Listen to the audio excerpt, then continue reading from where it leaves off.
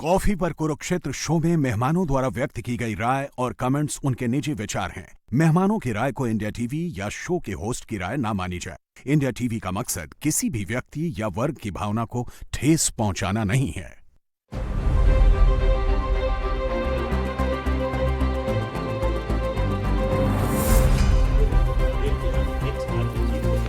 नमस्कार, बहुत स्वागत है आप सभी का व्यूअर्स। आप देख रहे हैं आपका प्रोग्राम कॉफी पर कुरुक्षेत्र। मैं हूं सौरभ शर्मा, आपके साथ बातें खुलकर करेंगे और वो बताएंगे जो कोई और आपको बताता नहीं है। और आज का मुद्दा बड़ा गंभीर है।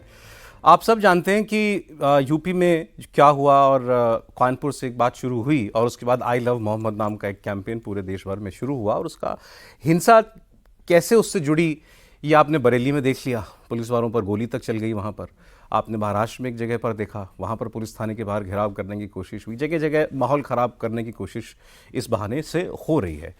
ये तो चलिए लॉ एंड ऑर्डर की बात थी, ठीक है, जिसको जैसे डील करना था किया। योगी जी ने अपने तरीके से किया, महाराष्ट्र की पुलिस ने अपने तरीके से किया। लेकिन उसके बावजूद अब जिस किस्म की भाषण हो रहे हैं और जिम्मेदार स्तर पर जगहों पर बैठे हुए मुस्लिम मौलानाओं की तरफ से जिस किस्म की बातें, भड़काऊ बातें हो रही हैं, अब ये बड़ा क्लियर है और वो ऐसा कह रहे हैं और पुलिस की रिपोर्ट्स में आ रहा है कि ये सब कुछ बहुत सोच समझकर देश के अंदर एक बार फिर CAA NRC की तर्ज पर और उसी पैमाने पर अव्यवस्था, अराजकता फैलाने की एक कोशिश है।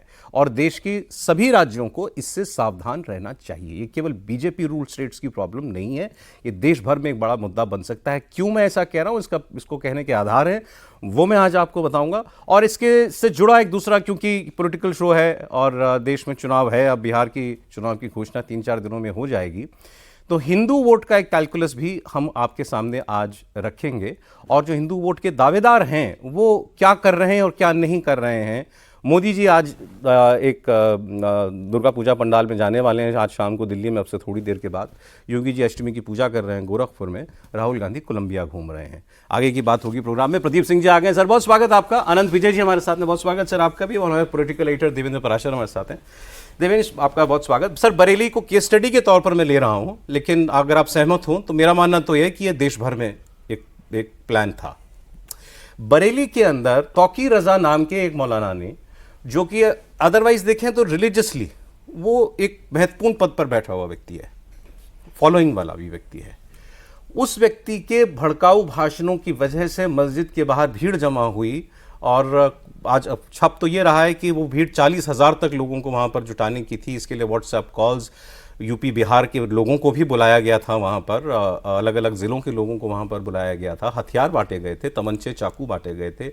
लोग पेट्रोल पंप से बोतलों में पेट्रोल भरकर ले जाते हुए देखे गए हैं। पेट्रोल पंप, कांच की बोतलें और पेट्रोल पंप तैयार किए गए थे, पुलिस के ऊपर फेंके भी गए थे। और फिर उसके बाद पुलिस ने लाठीचार्ज किया। तो आज बहुत सारे नेता केवल लाठीचार्ज की बात कर रहे हैं। लाठीचार्ज क्यों हुआ उसकी बात वो नहीं कर रहे हैं। आप अगर मैं केवल FIR आपकी जो हुई है वहां पर वो पढ़ देता हूं और ये भी मान लेता हूं कि चलिए FIR थोड़ी पुलिस अतिशयोक्ति के साथ लिखती है तो भी जाएगा तो अदालत में ना। भीड़ ये कह रही थी कि चाहे आज पुलिस वाले की जान क्यों ना लेनी पड़े, मौलाना साहब ने कहा है आज बरेली जाम होगा।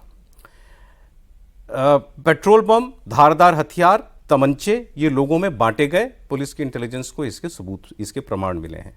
सर तन से जुदा के नारे लगा रही थी भीड़। किस बात पर लगा रहे थे सर तन से जुदा? कौन सा अपमान, कौन सी बेहुरमती हुई किसी की? कोई, ये तो कानपुर से शुरू हुआ था आई लव मोहम्मद वाला मामला। पुलिस ने एक प्रिकॉशनरी मेजर के तहत ये कहा था कि ये पोस्टर ना लगे।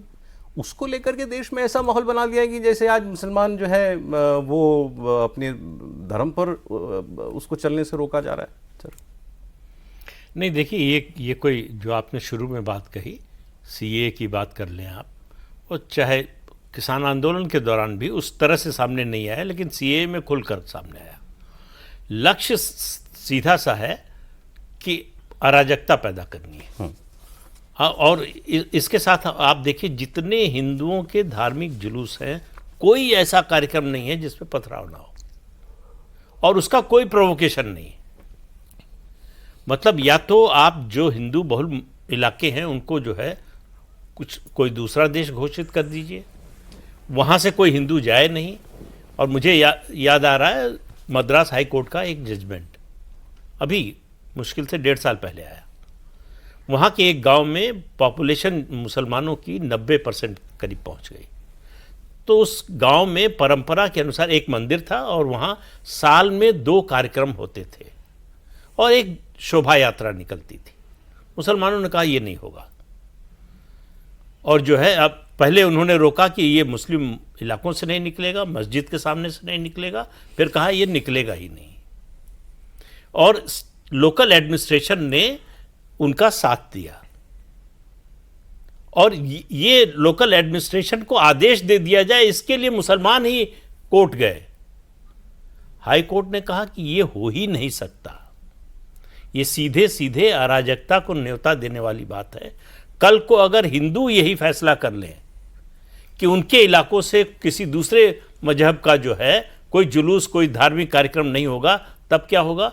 आदेश, लिखित आदेश है हाई कोर्ट का कि ये दोनों साल में जो 2 समारोह होते हैं, ये पूरे गांव में, मतलब कस्बा था, पूरे कस्बे में निकलेंगे, हर जगह से जाएंगे, मस्जिद के सामने से जाएंगे, मुस्लिम मोहल्लों से जाएंगे, और एडमिनिस्ट्रेशन ये इंश्योर करेगा कि इनके साथ कुछ ना हो। जी। तो अब इससे आप अंदाजा लगा सकते हैं कि किस तरह की मानसिकता है। सर, मैं तो मौजूदा घटनाक्रम की केवल अगर बात करूं, 2 बातें हैं इसमें। एक बात जो योगी जी ने कही कि हिंदू त्योहार पर्व आते हैं तो अव्यवस्था फैलाने के प्रयास होते हैं, नवरात्र चल रहे हैं, तो उन्होंने इसको कहा कि आप भी क्या इसको ऐसा देखते हैं? आपसे पूछूंगा कि जो अभी त्योहार चल रहे हैं उससे जुड़ा हुआ कुछ ये इसका मामला हो सकता है। दूसरा, अब तो जैसे खुलकर कहा जा रहा है ना कि तब्दीली चाहिए। अब मैं आपको 2-3 स्टेटमेंट पढ़ रहा हूँ। ये जो तब्दीली जमात पे हमने ये तस्वीरें लगाई हैं, ये मौलाना सज्जाद नोमानी है, ये all India Muslim personal law board के सीनियर मेंबर हैं, और जब तालिबान आया था अफगानिस्तान में तो इन्होंने बड़ी तारीफ़ की थी, ये फ्रीडम फाइटर हैं और ये आ गए हैं। और इन्होंने, मैं जो बोला है वो मैं पढ़ रहा हूँ, बहुत दिन तक आम लोग सूरत हाल को तमाशा बनकर नहीं देखा करते। एक वक्त आता है जब चिंगारी भड़क जाती है, आवाम ऐलान करते हुए कूद जाती है, लोग मारे जाते हैं, गोलियां खाते हैं, बम से उड़ाए जाते हैं, जेलों में ठूसे जाते हैं, लेकिन लोग सब बर्दाश्त कर लेते हैं, स्टेटस को बर्दाश्त नहीं करते और तब्दीली चाहते हैं। इस वक्त देश में जो हालात हैं, लोग महसूस कर रहे हैं कि तब्दीली होनी चाहिए, तो ये उसी का उन्होंने खाका खींचा है। ओवैसी साहब कह रहे हैं बरेली में हमला हुआ तो बोला ऐसा कर दूंगा वैसा कर, योगी जी को कह रहे हैं, लेकिन याद रखना हम कट जाएंगे, खत्म नहीं होंगे, तुम्हारी गोलियों के शिकार हो जाएंगे, कुछ खत्म नहीं होने वाला। आगे, जुल्म से डरना मत, जब मुसीबत आए तो गाज़ा का सोचना। गाज़ा के फ़िलिस्तीनी क्या कर रहे हैं? किसी से मत डरना, ना बाबा से, ना मोदी से, ना अमित शाह से, ना शिंदे से, ना फडणवीस से। उनको गाज़ा, वो इसकी तुलना गाज़ा से कर रहे हैं। आई लव मोहम्मद वाले कैंपेन पर ही वो बात कर रहे थे।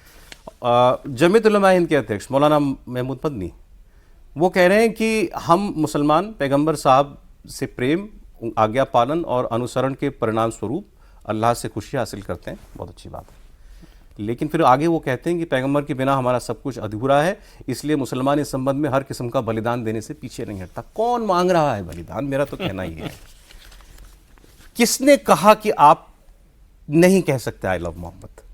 ये आपने जितने नाम बताए सौरभ जी, ये सब एसी कमरे में बैठ के जिंदगी की लग्जरी को एंजॉय करते हुए मुसलमान जो लड़के हैं, युवा हैं, उनको भड़काने का काम कर रहे हैं। ये कभी भी जेल नहीं जाएंगे, इनके घर पर कभी पत्थर नहीं पड़ेंगे, इनको कुछ नहीं होगा। होगा कि इनको जो इनकी बातों में बेवजह फंस के सड़क पे उतरेंगे, इनकी या इनके तरह के लोगों की बातों में फंसकर पेट्रोल बम बना लेंगे, कोई पत्थर फेंकेगा। और आज समझिए, कल मेरी एक पुलिस ऑफिसर से बात हो रही थी, उन्होंने कहा था कि अब तो हमारे पास ऐसे AI इक्विप्ड कैमरे हैं जिससे हम एक एक चेहरे की पहचान कर सकते हैं। एक एक चेहरे की, अगर 40,000 की भीड़ है तो हम 40,000 चेहरों की पहचान कर सकते हैं। अब हमारे पास ऐसे हम इक्विप्ड हैं, और यूपी पुलिस कह रही है ऐसा। तो क्यों ऐसे मुस्लिम लड़कों को ये लोग बर्बाद करने पे तुले हैं? कहाँ कौन बलिदान मांग रहा है? मैं तो कहता हूं कि आई टू लव मोहम्मद, लेकिन इन लोगों को कहिए कि जितने प्रतिष्ठान हैं, जितने व्यावसायिक प्रतिष्ठान हैं, जितने भी दुकानें हैं, सब पे पोस्टर लगा लें आई लव मोहम्मद के, लगा लें सब पे पोस्टर। भाई कहा जाता है, अंग्रेजी में एक कहावत है कि if you love somebody show it. तो आप अपने प्यार का इजहार ही तो कर रहे हैं। अगर मैं उन्हीं की तरफ से वकालत कर रहा हूं, मैं इन सब से हाथ जोड़ के गुजारिश करता हूं कि अपने अपने प्रतिष्ठानों पर, अपने अपने दुकानों पर, अपने अपने ढाबों पर कृपया आई लव मोहम्मद के पोस्टर लगा लें। और उत्तर प्रदेश सरकार से भी गुजारिश करता हूं कि इन सबको लगाने दें। ये तो झगड़ा है, लेकिन झगड़ा तो यही है ना। तो भाई ये पुलिस तो कह रही है कि क्यों करना है आपको ये, और तो इसके मैं बाद कह फिर रहा- छोटी छोटी वजहों से बड़े बड़े फसाद आप होंगे। एक तरफ जब योगी जी कहते हैं कि आप सब दुकानदारों पर अपने दुकान के सही नाम लिखो, तब आपको बड़ी तकलीफ होती है अच्छा, आप उस तरह से कह रहे हैं। है ना। और अब जब आपको अब आप जो अनुरोध किया जा रहा है कि आई लव मोहम्मद के पोस्टर लगा लो, तो मुझे कोई दिक्कत नहीं है। लेकिन जब इसके पीछे ऐसे इस तरह के लोगों को, नेताओं के, तौकीर रजा जैसे लोगों के, जब वो डिजाइन चलता है और वो कहीं और से संचालित होता है, सूत्रधार कहीं और होता है, तब्दीली का क्या मतलब है? अगर आप संविधान बचाने वाले दलों में, जो वो लाल किताब लेके घूमते हैं संविधान की, उन संविधान बचाने वाले, कथित संविधान बचाने वाले दलों से मैं पूछता हूं कि तब्दीली संविधान के मुताबिक होनी चाहिए या जेनजी से होनी चाहिए, सीएए आरसी के खिलाफ आंदोलन करके होनी चाहिए?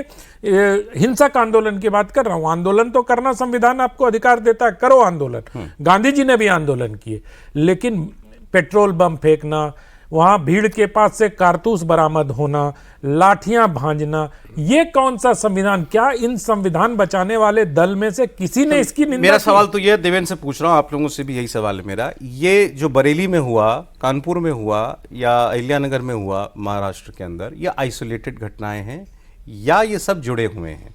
क्योंकि हर जगह थीम तो यही थी कि आई लव मोहम्मद हमको सरकार नहीं कहने दे रही है, हमारी फ्रीडम ऑफ एक्सप्रेशन पर या रिलीजियस फ्रीडम पर आघात हो रहा है। ये बिल्कुल सौरभ, ये जुड़े हुए ही रहते हैं। और जैसा कि शुरू में आपने ये बताया ना कि सीए वाला का एक उदाहरण जो दिया रेफरेंस पॉइंट में, तो सीए का जब प्रोटेस्ट हुआ था और जिस प्रकार से उसमें बहुत सुनियोजित तरीके से बहुत सारी हिंसक घटनाएं भी हुई। ये बरेली एफआईआर में है कि सीए के तर्ज पर बुलाया गया था तो कि आइए वैसे ही जुटना तो है। सीए वाले के बारे में सोचिए कि जब ये सब कुछ हुआ तो उसके बाद गृह मंत्रालय ने इसकी जांच कराई कि ऐसा कैसे हुआ कि इतने सारे शहरों में इस तरह से सुनियोजित तरीके से ये चीज़ें हो रही हैं।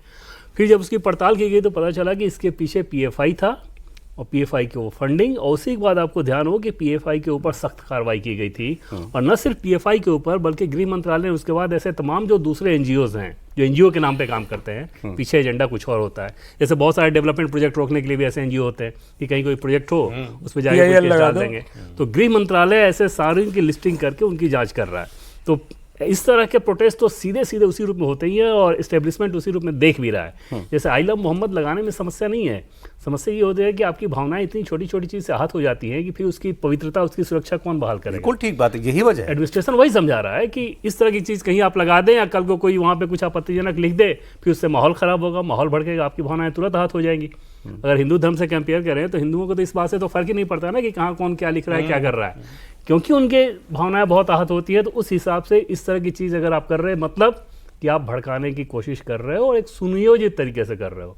उत्तराखंड में भी हो जा रहा है, कुछ किसी जगह पे उत्तर प्रदेश में भी हो रहा है, कई शहरों में हो रहा है। तो पूरे एक डिजाइन और फिर लगेंगे सरतन से जुदा किनारे। तो उसके बाद वो सर, बरेली के एक दरगाह के मौलाना साहब ने बड़ी अच्छी अपील की। उन्होंने कहा आप आई लव मोहम्मद के पोस्टर लेके कृपया प्रदर्शन में ना जाएं, क्योंकि कहीं भगदड़ में आपके हाथ से छूट जाए तो ये अपमान हो सकता है उनका। उनकी बात किसी ने नहीं मानी। ऐसे कहने वाले मौलाना भी हैं, आपने ठीक कहा। कुछ लोग उनकी मतलब, लेकिन उनकी बात तो नक्कार खाने में तूती की लेकिन आवाज आपको जैसी है ना। लेकिन यहाँ योगी जी की एक बात में प्रशंसा करनी पड़ेगी कि ये बरेली वाला मामला, अभी सर से मैं बात कर रहा था, वो आपको खुद ही बताएंगे, 2010 में यही बरेली था, यही तौकीर रजा था। हाँ। और तब क्या हुआ था और आज क्या हुआ? आग लगाई इसने, गिरफ्तार हुआ और 2 दिन में बाहर आ गया। 1 महीना कर्फ्यू रहा। 1 महीना कर्फ्यू रहा। और अभी क्या हुआ? ये लोग कितने बड़े डरपोक होते हैं, कायर होते हैं, इसका पता जब इनके खिलाफ एक्शन होता है तब पता चलता है। जिस रात इसने, मतलब शुक्रवार की नमाज के बाद ये आयोजन था इनका, और उसके बाद ये भागकर अपने दोस्त के यहाँ रात में छिप गया। इसके दोस्त के घर से पुलिस उठा के ले आई इसको और सुबह 6 बजे मजिस्ट्रेट के सामने पेश किया गया, जुडिशियल रिमांड मिली और इसको भेज दिया गया फर्रुखाबाद। कोई आया इसके समर्थन में? ये जो दावा कर रहा था, 19 तारीख से वीडियो संदेश जारी कर रहा था कि मुसलमानों को सड़क पर उतरने के लिए मजबूर न करें, नहीं तो हम अपनी ताकत दिखाएंगे। फिर अपील किया 1 दिन पहले कि अपनी ताकत दिखाने के लिए सड़क पर उतरो। तो बात पोस्टर की नहीं है, बात पोस्टर लगाने के पीछे की नीयत की है। इरादा क्या है, आप करना क्या चाहते हैं? कोई मुसलमानों का कोई आंदोलन आपने देखा कि हमको शिक्षा चाहिए, नहीं मिल रही है, हमको रोजगार नहीं मिल रहा है, हम गरीबी में जी रहे हैं, हमारी आर्थिक स्थिति सुधार दीजिए? जितने आंदोलन होते हैं या तो हिंदू धर्म के खिलाफ, उनके आयोजनों के खिलाफ, पत्थरबाजी, हिंसा, दंगा, या फिर इस तरह के ये आई लव मोहम्मद, इनको मोहम्मद से लव नहीं है, ये मान लीजिए आप। जो लोग ये पोस्टर लगा रहे हैं उनकी बात कर रहा हूं। इनका इरादा है दंगा भड़काना, सांप्रदायिक माहौल खराब करना, अराजकता पैदा करना, और अल्टीमेट जो उद्देश्य है वो देश की प्रगति को रोकना। ये भारत में ऐसे तत्व हैं सर, अल्टीमेट उद्देश्य तो ये है तब्दीली, राजनीतिक सत्ता का बदलाव। अल्टीमेट उद्देश्य ये है, प्रगति तो बाद में रोकी जाएगी सर। नहीं, प्रगति रोकने के लिए ही ये तब्दीली चाहते हैं। मतलब असल निशाना तो नरेंद्र मोदी को हटाना है। मैं तो साफ साफ बोल रहा हूँ। नहीं, ये साफ साफ ये लोग भी कहते हैं कि भाई हमारा सबसे बड़ा उद्देश्य जो है वो अभी वो पॉलिटिकली करो तो क्या कोई आपत्ति नहीं भाई, लड़ी रहे नरेंद्र मोदी से। भाई हर 5 साल पे मौका मिलता है, और क्या? कौन मना कर रहा है? अभी उत्तर प्रदेश में 2 साल बाद 2 साल बाद मौका मिलेगा, कर लेना। और बिहार में तो अभी कुछ महीना भी रह गया, अब आपको मौका मिलने वाला है। उसके बाद 4-5 राज्यों में फिर चुनाव होने वाला है। तो डेमोक्रेसी में तो हर समय आपको मौका मिलता है, तो आपको रोक कौन रहा है? ये आपको इसमें कोई डिजाइन दिखा जब ये शुरू हुआ कैंपेन? उस वक्त से कोई डिजाइन था इसमें? बिल्कुल डिजाइन है, और लंबे समय से इसकी तैयारी चल रही है। ये ऐसा नहीं है कि स्वतः स्फूर्त या कोई घटना हो गई उसके रिएक्शन में ऐसा हो गया।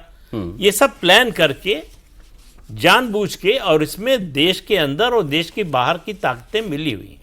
अच्छा, वैसे तो आज बीजेपी ने ये भी कह दिया कि राहुल गांधी कोलंबिया गए हुए हैं, तो वहां से भी देखिए कोई देश विरोधी गतिविधि, वो किसी से मिलेंगे, कोई देश विरोधी गतिविधि होगी, कोई ऐसी मुलाकात उनकी होगी, अब तो नहीं पता। लेकिन राहुल गांधी को मैं इस चर्चा में इसलिए ला रहा हूँ, मैंने इस घटना पर या इस कैंपेन पर रिएक्शन देखने की कोशिश की, तो खास रिएक्शंस नहीं थे। कांग्रेस के ये ज़रूर कहा है कांग्रेस के नेता ने कि मौलाना लोग बीजेपी से मिले हुए हैं, ये लोग जानबूझकर माहौल ख़राब करते हैं। समाजवादी पार्टी का एक डेलीगेशन गया था पुलिस से मिलने, तो वहाँ उसने ये कहा कि भाई आप किसी निर्दोष को मत फंसाइएगा, मतलब कोई मुस्लिम निर्दोष नहीं फंसना चाहिए, आप कार्रवाई कर रहे हैं, जो एक्शन कर रहे हैं। मगर अब अगर हिंदू वोट की अगर बात करें तो मोदी जी तो अभी कालीबाड़ी में होंगे। योगी जी ने बरेली को ऑपरेशन से इतना तो बता ही दिया कि भाई मैं कहाँ खड़ा हूँ, चंड मुंड भी बता दिया उन्होंने, डेंटिंग पेंटिंग भी करनी पड़ती है ये भी बता दिया है। नहीं, उन्होंने तो स्पष्ट कहा कि दुर्गा पूजा के समय राक्षसों का सर्वनाश किया जाएगा। इस सनातन और लॉ एंड ऑर्डर करती हैं। ये दो चीज तो योगी आदित्यनाथ का एकदम से यूएसपी है ना कि इसमें zero compromise. Law and order अगर आप डिस्टर्ब करने की कोशिश करें, जीरो कंप्रोमाइज। और अपने सनातन के मूल्यों को लेकर उनको कोई बात करनी, उसमें कोई कंप्रोमाइज नहीं करती। यहाँ इसमें सनातन का मसला नहीं है, इसमें लॉ एंड ऑर्डर का मसला था कि लॉ एंड ऑर्डर को आप इस तरह से अगर खराब करने की कोशिश करेंगे तो ये 2010 का दौर नहीं है कि 1 महीने तक कर्फ्यू चलेगा और जो है भड़काने की कोशिश करेगा उसके खिलाफ कोई कार्रवाई नहीं होगी। तो वो लाइन तो एकदम से क्लियर है, और इस तरह की लाइन के चलते ही बीजेपी सरकार में आई। जैसे वेस्टर्न यूपी में बहुत सारे लोग आपको ऐसे मिलेंगे जो एंटी इनकम्बेंसी वाले फैक्टर से अगर वो ग्रस्त भी हैं, तो जैसे इस मुद्दे पे आइए तो वो ये कहते हैं कि नहीं, उनका वोट तो बीजेपी को जाएगा, योगी आदित्यनाथ को जाएगा। क्योंकि ये समझ में आता है कि उसके पहले के दौर की तुलना करते हैं और अब तो आजम खान फिर से बाहर भी आ गया, पहले तो वो सुरक्षा उनको सीधे सीधे समझ में आएगा। मुझे बहुत सारे वेस्टर्न यूपी के ऐसे लोग मिले जो कि सरकार की बहुत सारी खामियां बताते हैं, लेकिन जैसे पूछे कि वोट किसको दोगे, तो नहीं, वोट तो बीजेपी को ही देंगे, क्योंकि योगी आदित्यनाथ के आने से ये फर्क पड़ गया कि पहले हमारी भैंसें खोल के लोग लेके चले जाते थे, थाने में हम शिकायत कराने जाते थे तो पुलिस वाले हमें पीटते थे, अब किसी की हिम्मत नहीं होती। तो उस तरह कैसे लोगों के मन में बात बैठती है। एक किसी यूट्यूबर का छोटा सा वीडियो बिहार का, एक लड़की जो है मुश्किल से 12-13 साल की होगी या हो सकता है उससे भी कम हो, उसके बारे में पूछा जा रहा है, मोदी जी के बारे में प्रशंसा कर रही है, तो कि हम तो उनको पूछते हैं। तो अगला सवाल पूछा, और योगी? अरे दोनों एक ही तो हैं। ये जो मानसिकता है कि सनातन धर्म की, भारतीय संस्कृति की रक्षा की बात हो या देश की प्रगति की, अंतर नहीं करते। लोग पहचानते हैं कि किसकी नीयत क्या है, और उसमें आप नाम और जोड़ते जा सकते हैं, लेकिन लोगों को यह समझ में आता है कि कौन किस नीयत से चल रहा है, किसकी नीयत सकारात्मक है और किसकी नकारात्मक है। तो इसलिए जो आप देखिए इतने साल की एंटी इनकम्बेंसी है बिहार में नीतीश कुमार के खिलाफ, बीजेपी नीतीश कुमार की सरकार कह लीजिए, बीच बीच में 2 बार टूटी भी है, लेकिन उसके बावजूद आपको विपक्ष के समर्थन में कोई माहौल हो, कोई बहुत बड़ा जो है परिवर्तन दिखाई दे रहा हो कि लोगों ने तय कर लिया है कि अब इस सरकार को हटा ही देना है। जैसे इन्होंने यूपी का बताया, ऐसे बिहार में तो 20 साल की एंटी इनकम्बेंसी है, 5 से 25 हर बार इलेक्शन से पहले एक फैक्टर हर और मुद्दे को ओवरराइड कर देता है, लॉ एंड ऑर्डर, जंगल राज आ जाएगा। 20 साल से यही हो रहा है वहां पर। तो सोचिए कितना गहरी बैठी होगी वो बात। मेरा मानना है कि 20 के चुनाव की तुलना में इस बार ये जंगल राज का मुद्दा ज्यादा बड़ा है। सोशल मीडिया पर छोटी छोटी क्लिप्स, जिस तरह की खबरें आ रही हैं उस समय की घटनाओं की, लोग अपने अनुभव सुना रहे हैं। एक आदमी कह रहा है कि भाई हमारी जवानी तो बर्बाद हो गई, अपने बच्चों की जवानी नहीं बर्बाद। अरे कल शिल्पी गौतम वाला मसला तो प्रशांत किशोर ने भी उठा दिया भाई। एक महिला, मतलब एक लड़की का रेप और बलात्कार हुआ था, जिसमें सम्राट चौधरी का भी नाम बता दिया उन्होंने कि वो भी आरोपी थे, और बड़े डंके की चोट पे कहा। तो सही कह रहे हैं कि उस दौर के, लेकिन एक बात इसमें ध्यान देने वाली बात है कि नीतीश कुमार इतने, मतलब जिसको कहते हैं ना, शातिर शब्द थोड़ा निगेटिव हो जाता है, लेकिन इतने मंजे हुए पॉलिटिशियन हैं कि बीच बीच में एंटी इनकम्बेंसी को दूर करने के लिए वो तेजस्वी को ले आते हैं 1.5 साल के लिए, 2 साल के लिए। अच्छा, तो वो तुम भूलो ना, वो उनका एंटी इनकम्बेंसी जो है। लेकिन मैंने अभी बोला प्रोग्राम से पहले, मैंने कहा आज इनसे पूछ रहा था मोदी जी का प्रोग्राम क्या है, क्योंकि उनको आज जाना है दुर्गा पूजा के चित्तरंजन पार्क जा रहे हैं ना, सीआर पार्क जा रहे हैं। तो बताया मुझे 8 बजे करीब जाएंगे। तो मुझे योगी जी तो नवरात्र में वहाँ चले जाते हैं, गोरखपुर चले जाते हैं, अष्टमी नवमी तो रहते ही वहाँ पे। असर देखिए, योगी जी पहले मुख्यमंत्री हैं उत्तर प्रदेश के जिन्होंने नवरात्र में कन्या पूजन का कार्यक्रम, जो करते थे उसको रोका नहीं, उसको रोका। वही मैं कह रहा था कि उसका असर ये हुआ कि कांग्रेस के दफ्तर में कल बाकायदा इनविटेशन भेजा गया उत्तर प्रदेश में, तो मैं बता कन्या पूजन करेंगे अजय राय। बता ही दीजिए सर। नहीं सर, हुआ मुझे फिर अपनी नासमझी पे हंसी आई। मैंने कहा मोदी जी दुर्गा पूजा के पंडाल में आज अष्टमी है, वो वहाँ कन्या पूजन की तैयारी कर रहे हैं, आज वहाँ पूजा कर रहे हैं योगी जी। तो राहुल गांधी अष्टमी के दिन नहीं है देश में। तो इन्होंने बड़ी हैरानी से मेरी तरफ देखा, अष्टमी और राहुल गांधी। तो मैंने कहा मतलब भाई जब देश में माहौल बना हुआ है, अष्टमी क्या होती है, अभी दशहरा आएगा। हाँ, तो इन्होंने बोला क्या मतलब उनको। आप एक उदाहरण बताइए जब राहुल गांधी ने किसी हिंदू त्योहार पर बधाई दी हो। ये प्रदीप जी का बायस है। हाँ, कह सकते हैं आप। वो सर मानने को तैयार। वो दत्तात्रेय ब्राह्मण है, वो दत्तात्रेय गोत्र है उनका, वो जनेऊ पहनते हैं कपड़े के ऊपर से, आप सब लोगों ने देखा होगा उसको। बावजूद इसके अगर आप, अरे उनका पूर्व निर्धारित कार्यक्रम भी हो सकता है। ये शोले फिल्म में याद आ रही है आपको? पूर्व निर्धारित ही कार्यक्रम होगा, हम तो कह रहे हैं, लेकिन हर बार टाइमिंग की बात है ना। आज बिहार में voter list, final voter list आ गई। आपने 16 दिन की यात्रा बिहार में उसी मुद्दे पे की है। आज जिस दिन वोटर लिस्ट आनी है आप वहां नहीं है। अब 4-5 दिन में तो इलेक्शन अनाउंस हो जाएगा यार, अब वो पता नहीं 3-4 हर दिन बाद काम नेता ही करेगा। और सुनिए अब चलिए ये भी कह लीजिए, अब वहां उनको रिसीव करने कौन गया था, या मतलब वहां उनसे साथ ही गए हो या वहां पहले पहुंच गए हो? वो सैम पित्रोदा अभी तो वो बोल रहे थे कि I feel at home in Pakistan. एक चीज़ की सब चर्चा बहुत ज़्यादा होती है कि जैसे देश के प्रधानमंत्री तो फॉरेन जाते हैं कि विदेश नीति के तहत आपको बहुत सारे समझौते करने होते हैं दूसरे देशों के साथ। एलओपी होके या विपक्ष में बैठ के राहुल गांधी, इनकी अगर विदेश यात्राओं को आप देखें तो उसको लेकर बहुत ज़्यादा पॉलिटिकल कॉरिडोर में चर्चा होती है कि इसकी क्या वजह है भाई। आपकी जो राजनीति चमकनी है उसमें विदेश का क्या ही रोल है? घोषित तौर पर कम से कम कोई रोल नहीं है। पर्दे के पीछे अगर कोई हो तो जिसको लेके बीजेपी बहुत सारे आरोप लगाती है वो अलग बात है। अदरवाइज घोषित तौर पे तो आप ज़्यादा से ज़्यादा ज़मीन पे ग्राउंड में रह के यहाँ पे आप काम करें। बिहार में भी चुनाव होने जा रहा है और फॉरेन जा रहे हैं क्योंकि कुछ यूनिवर्सिटी में स्पेस देना है। लगता है कि प्रधानमंत्री का पद चोरी हो गया है। गूगल ने बताया, ये गूगल ने बताया कि कांग्रेस के अनुसार इस दौरे का उद्देश्य भारतीय लोकतंत्र और रणनीतिक संबंधों को मजबूत करना है। एग्जैक्टली सर, वो वैश्विक नेता है। लोकतंत्र को मजबूत करना है। वो वैश्विक वो नेता अपने है को सर। प्रधानमंत्री से कम नहीं समझते। हाँ, प्रधानमंत्री विदेश दौरे पे जाते हैं तो मैं क्यों नहीं जा सकता? अरे कांग्रेस के लोग कहते भी हैं सर कि वो प्रधानमंत्री के बाद सबसे महत्वपूर्ण एलओपी का ही होता है। नहीं, मुझे तो फिर आज जो है, मतलब वो मैंने तस्वीर जब देखी ना, वो आज मैंने कि वो जो कोलंबिया एयरपोर्ट पर है, जा रहे हैं, लोगों से मिल रहे हैं, तो उसमें हल्के से दिखाई देते हैं सैम पित्रोदा। मैं उनकी बात क्यों कर रहा हूँ बार-बार? ओवरसीज कांग्रेस के अध्यक्ष हैं सर वो। आज कांग्रेस ने देश के उन करोड़ों लोगों को लानत भेजी है जिन्होंने मैच देखा और जश्न मनाया। हाँ, ये ऑफिशियल स्टेटमेंट है ना? उनकी यशस्वी प्रवक्ता ने ऐसा बयान दिया कि लानत है, चुल्लू पर पानी में डूब मरो, हाँ, तुमको तुम देश प्रेमी नहीं हो। तो वहां से मुझे याद आया कि वो तो पाकिस्तान में एट होम फील करने वाले तो वहां साथ गए हैं, तो वो देश प्रेमी है कि नहीं है? ये तो सर प्रवक्ता बता पाएंगे वो, और आपसे तो वो ये जो कांग्रेस के देश प्रेमी हैं बताएं कि मुंबई हमले के बाद जब आपके एयरफोर्स का चीफ कह रहा था, चीफ एयर मार्शल, कि हमको अटैक करने की परमिशन दीजिए जो उनके टेररिस्ट कैंप हैं उन पर, और आपने मना कर दिया। किस लिए मना कर दिया? ये ओबामा ने अपनी किताब में लिखा है।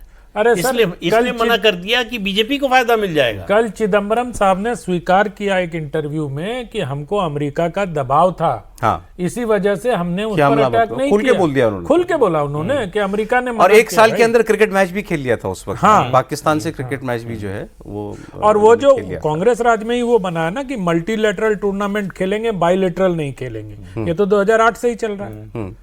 तो कांग्रेस पार्टी सच्चाई स्वीकार करती है भाई कि अमेरिका ने मना किया हमको कि हम नहीं अटैक कर सकते पाकिस्तान पर, और हम ओबीडियंट पार्टी की तरह हमने मान लिया उसको, क्योंकि हम इस रीजन में शांति कुछ डेटा आपको और देता हूं मैं। देवेंद्र जानते ही होंगे, डेटा आप भी जानते होंगे। ये एक्चुअली शुरू किए थे इस टोन में बात करना प्रशांत किशोर ने, कि बीजेपी को देखो आधा हिंदू वोट दे देता है ऑलमोस्ट, बाकी आधा तो नहीं देता। बंगाल से शुरू, हाँ, तो वो उसको हमको जोड़ना है और नॉन हिंदू को, गैर हिंदुओं को जोड़ करके हमको करना है।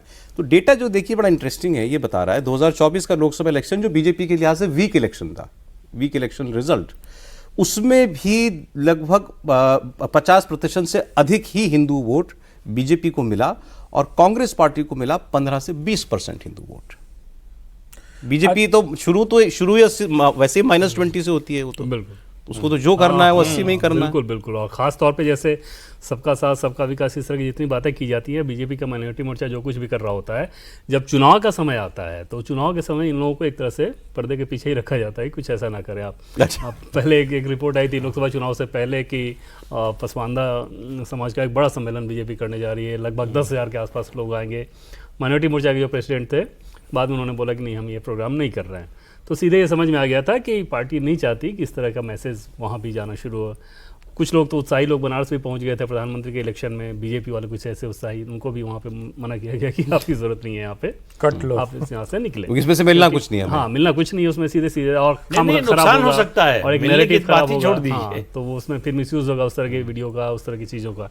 तो उस मामले में बीजेपी को एकदम से क्लैरिटी रहती है कि हमारा प्लस पॉइंट क्या है, हमें कहाँ जाना है। कांग्रेस के साथ समस्या ये आ रही है कि बीजेपी को जिन मुद्दों पे घेरना है, जैसे अभी लेटेस्ट एग्जांपल को ले लें सौरभ, कि क्रिकेट मैच भारत पाकिस्तान के साथ, क्रिकेट टीम को ठीक तरीके से बधाई देने में आपको क्या समस्या थी? आप बीजेपी को जितना निशाना साधना है साधोगी, क्यों खेले पाकिस्तान के साथ, नहीं जाना चाहिए, जय शाह, अमित शाह, इन सारी चीज़ों को आप बोल सकते थे। क्रिकेटर्स को, क्रिकेट टीम को, उसको तो थोड़ा आप अलग कर सकते थे। अरे तो देश को बोल दिया, जिसने मैच देखा वो उस पर लानत है। ये जो समस्या है, जबकि सूर्य कुमार यादव कैप्टन है, मैं कोई जाति नहीं इंगित कर रहा हूं, मैं तो सिर्फ इतना बता रहा हूं कि जिसकी आप लोग बात करते हो कैप्टन उसी समुदाय से आता है भाई, तब भी आपका दिल नहीं पसीजा। आज एक और हमारे सीनियर, और एक 10 सेकंड में, हाँ जी, इस मसले पर तो मैंने कहा भी और फिर से आपके कार्यक्रम में कह रहा हूं कि जय शाह की प्रशंसा की जानी चाहिए कि आईसीसी के प्रेसिडेंट होने के नाते उन्होंने अपने खिलाड़ियों को इतना कॉन्फिडेंस दिया कि आप मैदान पे जो करोगे, जो भी करोगे, तुम्हारा आईसीसी का प्रेसिडेंट और बीसीसीआई तुम्हारे साथ खड़ी है। ये बहुत कम देखने को मिलता है कि आप ट्रॉफी लेने से मना कर दें। ये मैं कांग्रेस की एक्सट्रीम पिच समझना चाह रहा हूं। जैसे आज किसी ने कहा कि कांग्रेस अब बीजेपी के जवाब में, राष्ट्रवाद के जवाब में अति राष्ट्रवाद या अंधर राष्ट्रवाद की तरफ जो है वो चली गई। ये कि भाई देश के करोड़ों लोगों को लानत भेज देना कि मैच देख लिया तुमने, तुम तो पहलगाम को भूल गए। भाई सवाल ये है कि किसी भी मुद्दे पर आप जा सकते हैं, कभी भी कोर्स करेक्शन कर सकते हैं। बात क्रेडिबिलिटी की होती है कि ये जो बात निकल रही है यहाँ से निकल रही है, यहाँ से निकल रही है, और लोगों को सेकेंड्स लगते हैं समझने में कि इसके पीछे आपकी नीयत क्या है। आप दिल से बोल रहे हैं कि सिर्फ जबानी जमा खर्च कर रहे हैं, तो कांग्रेस की वो क्रेडिबिलिटी नहीं, कांग्रेस उस रास्ते पर जा ही नहीं सकती। कांग्रेस की वो पहचान ही नहीं है, जो थी वो भी उसने खत्म कर दी है। जिस तरह से सैम पित्रोदा बोलते हैं, उनके दूसरे नेता बोलते हैं, जिस तरह का आचरण करते हैं, जिस तरह से हिंदुओं पर होने वाले अत्याचार पर आप चुप रहते हैं। आपको हमास की चिंता है, लेकिन आपको पहलगाम में मारे गए हिंदुओं के धर्म पूछकर मारे गए हिंदुओं का जो नरसंहार हुआ उसकी चिंता नहीं है, उस पर आपको अफसोस नहीं है। तो लोगों को ये दिखाई दे रहा है, ये किसी बीजेपी या किसी वीएचपी आरएसएस को प्रचार करने की जरूरत नहीं है। और आज तो जो है सोशल मीडिया के जमाने में दुनिया इतनी छोटी हो गई है, सबको सब कुछ मालूम है। Action speaks louder than the words. ठीक है, बाकी अभी चुनाव का नतीजा बता ही देगा आपको सब कुछ। बहुत शुक्रिया सर, आज कॉफी पर अरे कुरुक्षेत्र बड़ा आने के लिए। जल्दी खत्म कर दिया आज आपने। कुछ प्रोग्राम के बाद भी तो होगा ना। अनंत जी, प्रदीप जी, बहुत शुक्रिया। दिवेंद्र, बहुत धन्यवाद आपका।